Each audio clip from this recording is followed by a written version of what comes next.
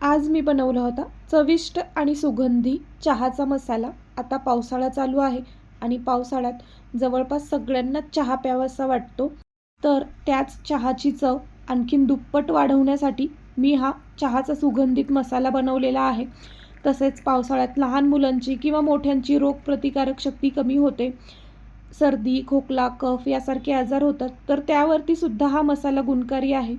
हा मसाला तुम्ही चहासाठी तर वापरूच शकता, पण काढा बनवण्यासाठी किंवा लहान मुलांना हळदीचं दूध बनवत असाल तर त्यासाठी सुद्धा तुम्ही वापरू शकता. रोगप्रतिकारक शक्ती वाढण्यासाठी सुद्धा मदत होते. चला बघूया रेसिपी. गॅसवरती एक तवा ठेवला आहे. गॅस अजून चालू केलेला नाही मी. त्यात फक्त आपल्याला खडे मसाले घालायचे सुरुवातीला.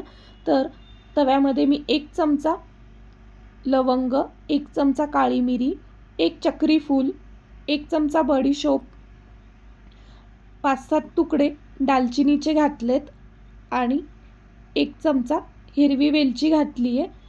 तुमच्याकडे जर काळी वेलची असेल तर त्यासुद्धा 1-2 तुम्ही घालू शकता. आणि आता हे सगळे मसाले घातल्यावर मगच गॅस चालू करायचा.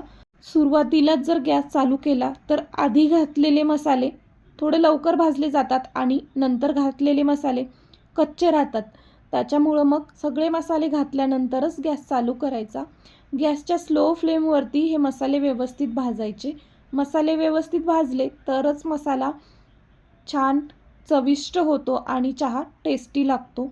आता पावसाळा चालू आहे. पावसाळ्यामध्ये बरेच स्नॅक्सचे प्रकार खावेसे वाटतात. वडापाव, कांदा भजी, समोसा यासारखे स्नॅक्सचे पदार्थ बनवले तर चहा प्यावासाच वाटतो. हा मसाला घालून जर चहा बनवला तर एकदम चविष्ट चहा होतो आणि नक्कीच एक्स्ट्राचा चहा प्याल तुम्ही, एवढी छान चव चहाची होते. किंवा कोणी पाहुणे आल्यावर जरी तुम्ही हा मसाला घालून चहा बनवलात तर ते नक्कीच विचारतील की कुठला मसाला घालून चहा बनवला आहे एवढा टेस्टी. तर चला बोलता बोलता इथे हा मसाला व्यवस्थित गॅसच्या स्लो फ्लेमवरती भाजून झालेला आहे आणि एका प्लेटमध्ये काढून ठेवला आणि हा मसाला गार होण्यासाठी ठेवून दिला. आता याच्यात आपल्याला अजून एक गोष्ट भाजून घालायची आहे, ते म्हणजे तुळशीची पानं. तर इथे मी 15 ते 20 तुळशीची पानं घेतली आहेत, स्वच्छ धुतली आणि तव्यावर घातली. आता गॅसच्या स्लो फ्लेमवरती ही पानं चांगली कुरकुरीत होईपर्यंत भाजून घ्यायची आहेत. पानं जर ओली राहिली तर मसाला खराब होतो, जास्त दिवस टिकत नाही. त्याच्यामुळं मग पानं चांगली कुरकुरीत भाजून घ्यायची आहेत. हा मसाला कमीत कमी 6 महिने तरी टिकतो. आता आमच्याकडे चहा पिणारे मेंबर कमी आहेत, त्याच्यामुळं मी कमी क्वांटिटीमध्ये हा मसाला बनवलेला आहे. तरीसुद्धा हा मसाला मला 3 ते 4 महिने आरामात पुरतो.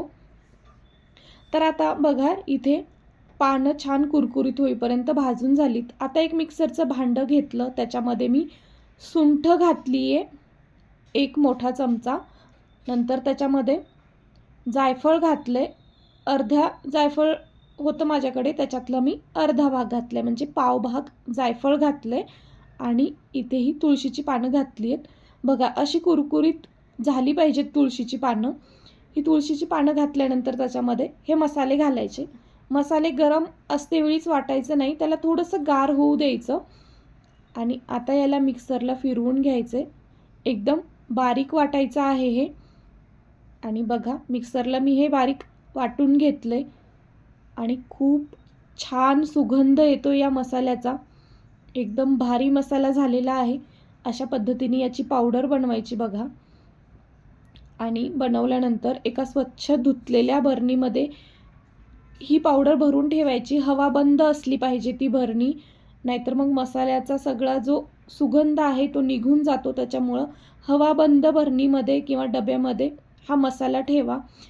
1 चिमूटभर जरी चहामध्ये मसाला घातलात तर चहाला एकदम भारी चव येणार आहे. आणि हा मसाला मला 3 ते 4 महिने आरामात पुरतो. तर इथे आपला चहाचा मसाला तयार झालेला आहे.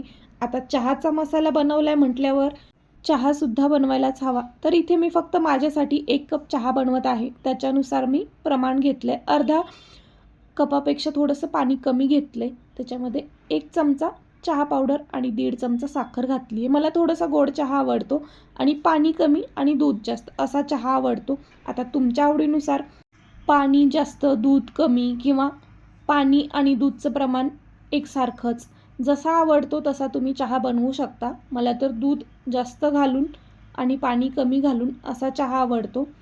आता चहा पावडर आणि साखर घातल्यानंतर हे उकळू द्यायचं आणि नंतर त्याच्यामध्ये मी अर्धा कप दूध घातलेलं आहे. दूध घातल्यानंतर थोडा वेळ याला उकळी येऊ द्यायची आणि सगळ्यात शेवटी चहाचा मसाला घालायचा.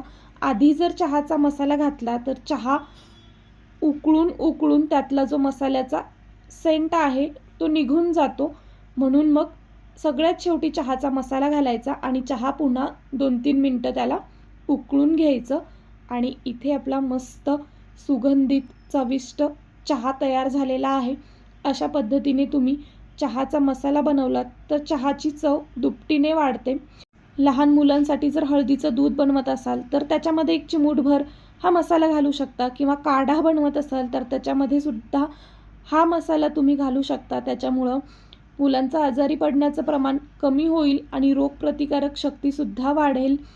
चला तर मग चहाची चव दुप्पट करणारा आणि रोगप्रतिकारक शक्ती वाढवणारा असा हा चहाचा मसाला तुम्हीसुद्धा बनवून ठेवा. 6 महिने आरामात टिकतो, याला काहीही होत नाही. फक्त हवाबंद डब्यामध्ये ठेवा. हा व्हिडिओ आवडला तर व्हिडिओला लाईक आणि चॅनेलला सबस्क्राईबसुद्धा करा.